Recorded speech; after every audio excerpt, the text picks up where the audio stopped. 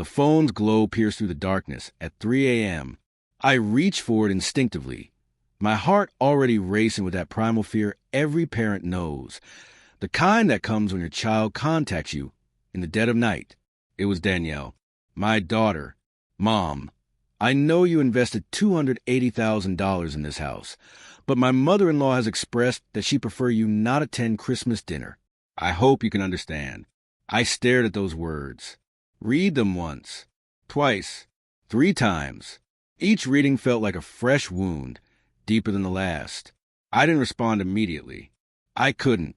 I simply sat there in the suffocating darkness, watching the screen's cold blue light, feeling something fundamental inside me shatter, perhaps for the final time. There's something about 3 a.m. that amplifies everything. Silence becomes oppressive. Truth becomes unbearable. The burdens we've carried for years suddenly feel impossibly heavy. I had invested $280,000, every penny I could spare, so my daughter and her husband could own a proper home, a house with a yard where sunlight would stream through generous windows, a place with room for the grandchildren I dreamed of, a home where, apparently, I was no longer welcome. I rose slowly, leaving the lights off, and drifted to the window. The street lay empty beneath me. In the distance, a neighbor's Christmas lights blinked weakly, their festive promise feeling hollow and cruel. I thought about all the times I'd remained silent, all the times I'd smiled through pain, all the times I'd said, "It's fine," when nothing was fine. My name is Emily Carter. I'm 58 years old. And that morning, December 15th, something fundamental shifted within me, something that would never shift back. I picked up my phone and typed a single word. Understood. But there was something nobody knew. Not my daughter. Not her husband. And certainly not the mother-in-law who just erased me from the Christmas table. The house remained in my name. Every single document bore my signature. Every dollar had come from my account. The deed was mine. And that morning, exhausted from being invisible, from being used, from always being the one who surrendered, I made a decision that would transform everyone's Christmas in ways they couldn't imagine. I wouldn't be attending that dinner. That much was certain. But neither would they. No one was prepared for what was coming. Because sometimes when a woman reaches her breaking point, she doesn't scream or rage or plead. She simply acts. And the consequences are inevitable. For years earlier, when Danielle introduced me to Michael, I'd been genuinely happy. My daughter had found herself a well-mannered, ambitious man, an engineer who spoke about blueprints and futures with the kind of confidence that reassures a mother's anxious heart. I remember the afternoon they arrived at my modest home to announce their engagement. Danielle wore a powder blue dress that made her eyes sparkle. She had that luminous quality that only authentic love can create. "Mom, I want you to meet Michael's family this Sunday," she'd said, squeezing my hand with innocent enthusiasm. I prepared everything perfectly. Slow-cooked brisket that fell apart at the touch. Roasted potatoes with rosemary. The apple pie my own mother had taught me to make. Her secret recipe that I guarded and perfected over decades. I set the table with the embroidered linen I reserved for special occasions, the one I had been given as a wedding gift and had protected all these years. They arrived punctually. Michael, looking nervous but proud. His father, David, friendly and warm. And then, her, Linda. She was tall, impeccably dressed, with hair styled to perfection, and wearing a pearl necklace that probably cost more than my monthly rent. She extended a perfectly manicured hand, her smile never quite reaching her eyes. "What a pleasure, Mrs. Carter," she said, her tone professionally cordial. "What a cozy home." Cozy. That word lodged itself in my chest like a splinter. She hadn't said lovely. She hadn't said warm or welcoming. She'd said cozy, that word people use when they mean small, inadequate, beneath our standards. During the meal, Linda barely touched her brisket. "Oh, I have such a delicate constitution," she explained, touching her chest delicately. "I simply cannot handle heavy foods." Michael ate enthusiastically. David complimented my pie with genuine appreciation. But Linda surveyed everything with the air of someone conducting an inspection. the furniture, the decor, me. When they finally left, Danielle embraced me at the door. "Aren't they wonderful, Mom?" I smiled and nodded, already feeling the first cold whisper of warning in my gut. But I remained silent, because that's what mothers do, isn't it? We swallow our concerns. We ignore our instincts. We sacrifice our comfort for our children's happiness. The wedding was beautiful. I paid for Danielle's dress, a stunning designer gown she'd fallen in love with at a boutique downtown. $5,000 that I withdrew from my savings without hesitation. Linda organized a reception in an elegant ballroom. Everything gleamed with perfection. White roses, golden lighting, a dessert table that belonged in a magazine spread. But when the toast began, Michael only acknowledged his parents. "Thank you, Mom and Dad, for giving us this unforgettable celebration." From the head table, Danielle's eyes found mine across the room. I smiled and raised my glass, mouthing silently, "It's okay, sweetheart." But it wasn't okay, and I was beginning to understand that it would never be okay. Months later, on their first anniversary, they invited me to dinner at their small rental apartment. They decorated it lovingly despite its limitations. "Mom, we need to tell you something," Danielle began, her hand finding Michael's. "We want to buy a house," Michael continued, "but we can't cover the full down payment." Danielle looked at me with those eyes I'd known since she was born, eyes that could ask me anything and receive it. "Mom, could you possibly help us?" I'd worked 32 years as an accountant, 32 years of alarm clocks at 6 a.m., 32 years of 2 buses to reach the office, 32 years of overtime when needed, sacrificing weekends, missing personal milestones. Every dollar I'd saved was meant for my retirement, for my independence, for the security that would mean never becoming a burden to anyone. But when Danielle looked at me with hope shining in her eyes, only one question escaped my lips. "How much do you need?" $280,000. The number hung in the air between us. It wasn't everything I had, but it was most of it, the tangible result of 3 decades of discipline and sacrifice. But when I saw Danielle's face light up as I said yes, it felt worth it. Or so I desperately wanted to believe. The property sat in a peaceful neighborhood on the city's outskirts. 3 bedrooms, 2 full bathrooms, a backyard with a mature lemon tree, a kitchen with windows overlooking a garden that could be nurtured into something beautiful. It was perfect the day we toured it.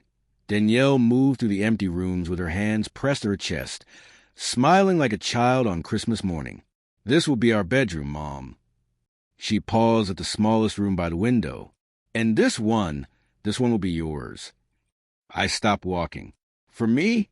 "Of course, Mom," Danielle said, wrapping me in a hug. "You're helping us buy this house. It's only right that you have your own space here, for visits, for whenever you want to stay." Michael nodded from the hallway. "Absolutely, Emily. This house is yours too." My heart swelled with something that felt dangerously close to hope. Maybe this would work. Maybe this investment wasn't just financial. Maybe I was buying a place where I truly belonged. We closed on the property in late March. I signed as the primary owner, with Danielle and Michael listed as beneficiaries. Legally, the house belonged to me. My attorney, a seasoned professional who'd handled my taxes for years, had been explicit in his advice. "Emily, if you're investing this kind of money, protect yourself," he'd said firmly. "Keep the property in your name for at least 2 years. You can transfer it later if you choose. But for now, protect yourself." I'd nodded, though guilt immediately crept in. What kind of mother distrusts her own daughter? When I explained that the house would temporarily remain in my name, Danielle hadn't objected. "That makes perfect sense, Mom. It's your money after all. When we can pay you back, we'll handle the transfer." But that evening, I overheard Michael on the phone with his mother. I was in the kitchen preparing coffee when his voice carried from the living room. "Yes, Mom. Emily is providing the money." A pause. "No, the house will be in her name initially. Her lawyer recommended it." Another pause. "I know, but we can't say anything. Without her money, there's no house." Something cold slithered down my spine. I returned to the living room, carrying the coffee tray as though I'd heard nothing. But something had fundamentally changed. Over the following months, I helped furnish their new home. I purchased a refrigerator, the washing machine. I paid for half the living room furniture and gave them a beautiful antique dining table, solid wood with room for 8 people. For big family dinners, I told Danielle, as movers carried it inside. She'd hug me tightly. You're the best mother in the world. The first time I arrived to stay in my room, I came on a Friday afternoon with a small overnight bag and a homemade cheesecake. I rang the doorbell. Danielle answered, but her expression was strange. Mom, you didn't tell me you were coming. Yes, sweetheart, I sent you a message yesterday. Oh, I must have missed it. It's just... She glanced back inside nervously. Michael invited his parents for dinner, and there she was, Linda, sitting in the living room I'd helped furnish, sipping tea from a porcelain cup, surveying me with cool assessment. Emily, what a surprise. She didn't stand to greet me. Good evening, Linda. Mom, you're staying in your room, right? Danielle asked anxiously, because Linda is already settled in the guest room. I froze. The guest room? The room Danielle had called mine was occupied by Linda. Of course, honey, I said, forcing that smile that was already beginning to ache. No problem at all. I climbed to my designated room. When I opened the door, I discovered it wasn't empty as before. Storage boxes were stacked against the wall. Michael's old clothes hung in the closet. An exercise bike occupied one corner. My room had become a storage unit. I sat on the edge of the bed and took a deep breath, fighting tears. Don't cry, Emily. Don't you dare cry. I went downstairs 30 minutes later, carrying my cheesecake with determined cheerfulness. I brought dessert. Linda wrinkled her nose. Oh, what a pity, Emily. I brought a French lemon tart from a boutique bakery. We've already refrigerated it. Michael avoided my eyes. Danielle took the cake from my hands. Thanks, Mom. We'll have it tomorrow. I knew they wouldn't. During dinner, Linda dominated every conversation. Her social club, her trips to Europe, the cost of everything. David nodded at appropriate intervals. Michael laughed on cue. Danielle served food in careful silence. And I sat there at the table I'd purchased, in the house I'd paid for, feeling utterly invisible. At one point, Linda gestured toward the living room curtains. Danielle, darling, those curtains are terribly plain. I know a divine shop that imports from Spain. I'll get you something elegant for Christmas. Oh, Linda, how thoughtful, Danielle murmured. This house has such potential, Linda continued. It just needs touches of refinement. Refinement. As though everything I contributed lacked sophistication. I stood abruptly. Excuse me, I have a headache. I'm going to lie down. No one protested. I climbed to my storage closet room, lay on the comforter, and stared at the ceiling in darkness. I didn't cry that night, but something inside me began to crack. Something that, with time, could never be repaired, because you can endure many things. But feeling invisible in the very place you built, that creates a wound that has no name. And it was only the beginning. The months that followed brought a succession of small wounds. Wounds so subtle I initially convinced myself I was overreacting, being too sensitive, imagining slights that didn't exist. But the pain was real. Danielle's phone calls became less frequent. We'd once spoken daily, even if just for 10 minutes before bed. Now 3, for days would pass in silence. When I called, she often didn't answer. When she did, she was invariably rushing. Mom, I'll call you back. I'm at the market with my mother-in-law. Mom, I can't talk now. We're having dinner at Michael's parents'. Mom, later. We're at Linda's looking at fabric samples. Linda, always Linda. One Saturday afternoon, I gathered courage to ask, Sweetheart, what about our Sunday coffee dates? Uncomfortable silence stretched through the phone. Oh, Mom, Sundays are when Michael and I have breakfast with his parents. You know, it's their family tradition. I see. What if I joined you occasionally? Another pause. It's just, Linda is very particular about that. Mom, you understand. It's her special time with Michael. Her time with Michael. My son-in-law was no longer just Danielle's husband. He was Linda's son who happened to be married to my daughter. Of course, honey. I understand completely, I said in a voice that sounded false even in my own ears. I ended the call and sat staring at a photograph from Danielle's college graduation. She was 22 in that image, wearing her navy cap and gown, clutching her business degree with an incandescent smile. I stood beside her, arms wrapped around her proudly. That day she told me, "Mom, everything I am exists because of you." When had that changed? I decided I needed to try harder. Perhaps I was the one creating distance without realizing it. Perhaps I needed to be more accommodating, more present, more agreeable. So I began bringing the meals every week. On Tuesday evenings after work, I'd prepare something special and deliver it. Chicken casserole, meatballs in rich sauce, tortilla soup, beef stew with vegetables, dishes I knew Danielle had loved since childhood. Initially, she received these offerings with gratitude. "Oh, Mom, thank you. It smells wonderful." But gradually, her enthusiasm dimmed. One afternoon when I arrived with chili that had taken 3 hours to prepare, Danielle opened the door looking exhausted. "Mom, I've mentioned this before. You don't need to cook so much." "I enjoy it, sweetheart. Besides, you work hard. This way you don't have to worry about dinner. It's just, Linda brings food too," she said, lowering her voice. "And the refrigerator is already packed." I stood there holding my container, feeling foolish. Should I take it back? No, leave it. I'll make room somehow. But I saw the truth in her eyes. My food, my effort, my love had become an inconvenience. I stepped inside, briefly, to put the container in the kitchen. There, in the refrigerator, I saw Linda's elegant glass containers with printed labels. Linda's risotto. Linda's Mediterranean salad. Linda's berry parfait. My chili in its faded plastic container looked pathetic beside that impeccable presentation. "The chili is delicious, Mom." "Really?" Danielle said behind me, but her voice lacked conviction. I drove home with a lump in my throat, refusing to cry. I was learning not to cry. In October, Danielle turned 28. I'd planned everything weeks in advance.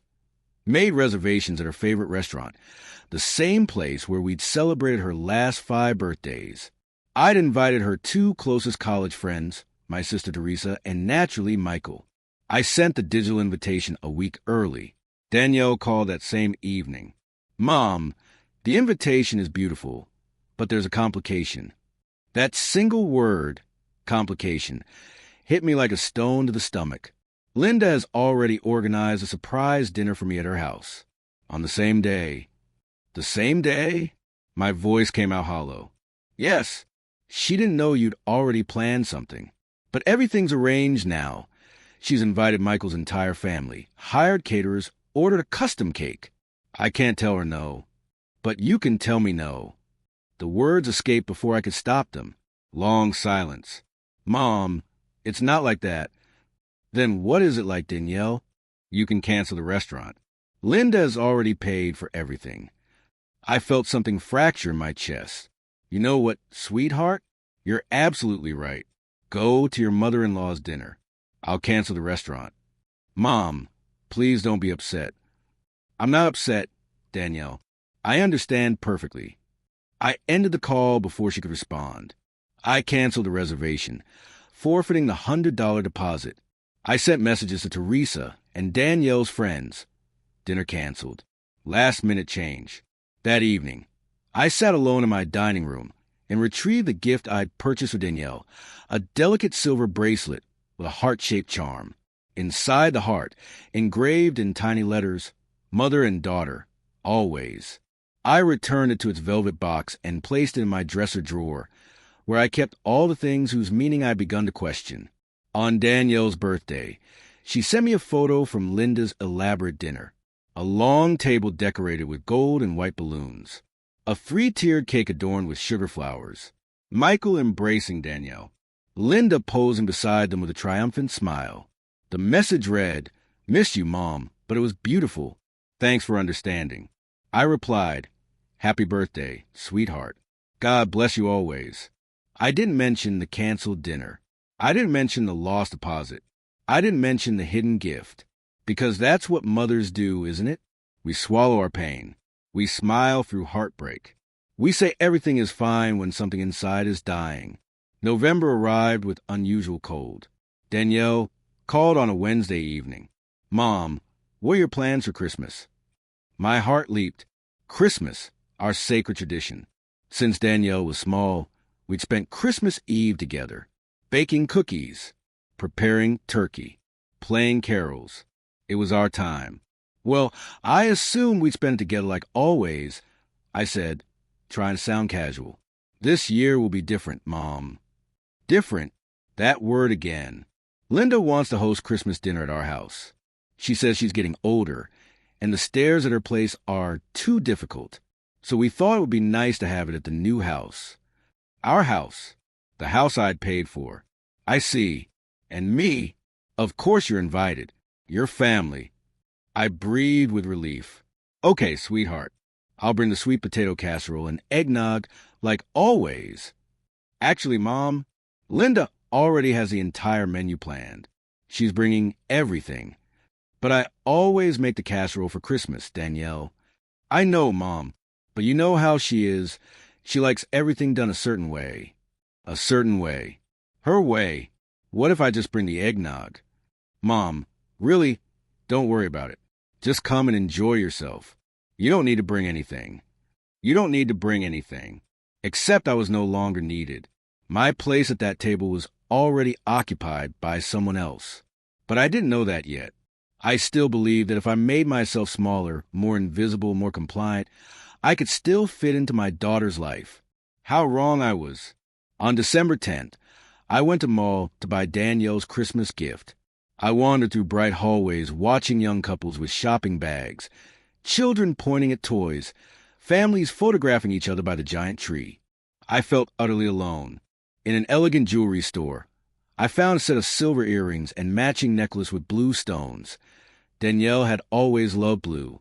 It's for my daughter, I told the saleswoman. What a beautiful gift, she replied, smiling warmly. She'll love it.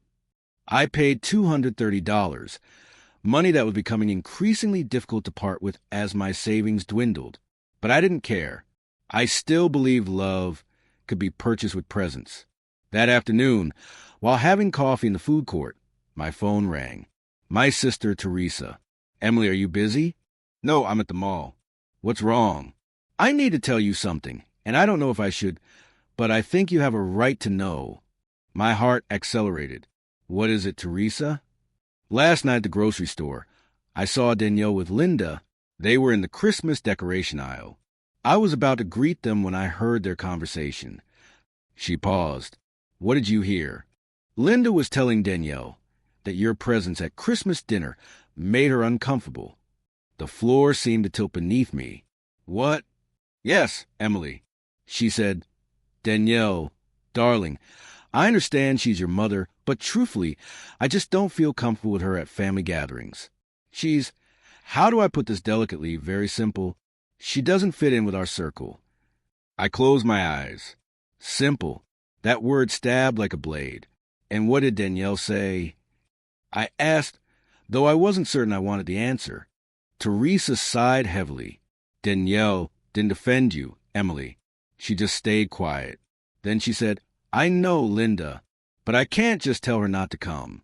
She's my mom. But I can't tell her not to come, as though I were an obligation, as though my presence was a burden to be tolerated. Are you still there, Emily? Yes, I'm here. I'm so sorry, sis, but I thought you deserved to know. Thank you, Teresa. I ended the call and sat at that table in the cheerful food court, surrounded by holiday music and festive decorations, my coffee growing cold before me. And for the first time in months, I felt something different from pain. I felt rage. I couldn't sleep that night. I tossed restlessly, replaying every conversation, every dismissive gesture, every word I'd ignored or excused. The I'll call you laters that never came. The you don't need it comes wrapped in false smiles. The Linda already organized, it's that erased me from every plan. My daughter was pushing me away, and I'd been too timid to acknowledge it. At 2 a.m., I got up and turned on my computer. I opened my email and searched for the house documents, the deed, the purchase agreement, the wire transfer receipts for the $280,000. Everything bore my name. I was the sole legal owner. Danielle and Michael were merely residents. Residents who, according to the contract, had an obligation to include me in the family use of the property. My attorney had included that clause. I hadn't paid attention to it at the time, but now it made perfect sense. I printed the documents and placed them in a folder, not knowing exactly why. I just knew I needed them close. On December 14th, I decided to visit the house unannounced. I needed to see my daughter. I needed to look her in the eyes and ask if what Teresa had overheard was true. I rang the bell at 11 a.m. Michael answered in sweatpants, looking surprised. "Emily, good morning. We weren't expecting you." "I came to see Danielle." "Is she here?" "Yeah, she's upstairs." "Come in." I entered the house. My house. The living room looked different. New curtains in elegant beige, the ones Linda had promised to buy. The sofa I'd helped pay for was covered in embroidered cushions I'd never seen. On the mantel stood a large framed photograph. Michael, Danielle, David, and Linda, all smiling before Linda's Christmas tree. I searched for my photo, the picture of Danielle and me at her graduation, the one that used to occupy that same mantel. It was gone. "Emily?" I turned. Danielle was descending the stairs in pajamas, her hair disheveled. "Mom, did something happen?" "I came to see you, sweetheart." "Can't I visit without a reason?" "Of course you can. It's just, you should have let me know." "Why, Danielle?" "So you could tell me you were busy." She fell silent. We sat in the living room, awkward as strangers. "Mom, are you okay? You seem upset." "Upset?" "Yes, like you're angry." I took a deep breath. "Danielle, I need to ask you something, and I need the truth." She tensed. "What is it?" "Did Linda tell you she doesn't want me at Christmas dinner?" The color drained from her face. "Who told you that?" "Danielle, just answer the question. Is it true?" She bit her lip, glancing toward the stairs where Michael had discreetly disappeared. "Mom, it's complicated." "No, Danielle, it's not complicated. It's a simple question. Yes or no?" "She has her ideas, Mom. You know how she is." "How she is? What does that mean?" "Mom, please don't do this." "Do what, Danielle?" "Ask if I still matter to you." "Of course you matter." "Then why are you excluding me from your Christmas?" "I'm not excluding you." "Then what's happening?" Danielle stood from the sofa, frustrated. "Mom, you don't understand. Linda she's important to Michael. I can't be on bad terms with her. She's very sensitive. If I do something she doesn't like, she gets upset and stops speaking to us for weeks. Michael suffers when that happens, and I suffer seeing Michael suffer. And me?" I interrupted. "Do I not matter? You're my mom. You'll always be there. Always be there. Even when erased from photos. Even when my food is rejected. Even when traditions are canceled. Don't be dramatic, Mom." Those words struck like a slap. "Dramatic?" "Yes, Mom. You're making a problem out of nothing. Danielle, that woman doesn't want me at Christmas dinner in a house that I paid for." "Oh, stop it, Mom. It's always the same thing. You always bring up the money." "Because it's the truth." "Well, if it bothers you so much, then take your damn money back." The silence that followed was devastating. Danielle covered her mouth, realizing what she'd said. "Mom, I'm sorry, I didn't mean..." I stood slowly, gathering my purse. "No, Danielle, you're right. Mom, don't... Listen to me. I'm just stressed." "It's okay, sweetheart. I understand everything now." I walked to the door. "Mom, wait." I didn't stop. I left that house, got in my car, and drove home with trembling hands on the steering wheel. When I reached my apartment, I sat at my dining room table and retrieved my phone. I found my lawyer's contact information. "Mr. Romero, I need urgent advice regarding the property in my name. Can you see me tomorrow? The reply came within 5 minutes. Of course, Emily. Tomorrow at 10 a.m. in my office. Is everything all right? I didn't answer, because no, nothing was all right. But I had just realized I'd been swallowing pain that no longer fit inside my chest. And that pain was transforming into clarity. And clarity, sometimes, is the most dangerous thing a woman who's been underestimated for too long can possess. The next morning, I woke at 6 a.m. having barely slept. Every time I closed my eyes, I heard Danielle's voice. Well, if it bothers you so much, then take your damn money back. Those words had pierced my soul, not because of the anger, but because of the truth they contained. To my daughter, my sacrifice had become a reproach. My love had become a burden, and I had become an obstacle. I made coffee I couldn't finish, shower mechanically, put on a gray pantsuit I hadn't worn in months. I needed to feel strong, to feel worthy, even while crumbling inside. At 9:30, I was at Mr. Romero's office. He received me with characteristic kindness, a man in his late 60s with silver hair, thick glasses, and that reassuring seriousness that comes from decades of practice. Emily, come in. Sit down. Can I offer you coffee? No. Thank you, Mr. Romero. I already had some. Very well. Tell me, your message yesterday sounded urgent. I placed a folder containing the house documents on his desk. Mr. Romero, I need you to explain exactly what my rights are regarding this property. He opened the folder and began reviewing the papers carefully. Several minutes passed in silence, only the rustle of pages. Finally, he removed his glasses and looked at me. Emily, you are the absolute legal owner of this property. Your name appears as sole owner on the deed. Danielle and Michael have no ownership rights whatsoever. They are listed only as authorized residents. What does that mean exactly? It means you can do whatever you deem appropriate with this house. You can sell it, rent it, or require them to vacate. Just like that. Just like that. You invested the money. You signed the documents. The house is yours. I felt a chill. And them? What can they do? Nothing, unless you sign some private agreement promising them the property, which I don't see here. Is there anything like that? No, just verbal agreements. I told them I would transfer it to them eventually when they could reimburse me. Were there witnesses to those conversations?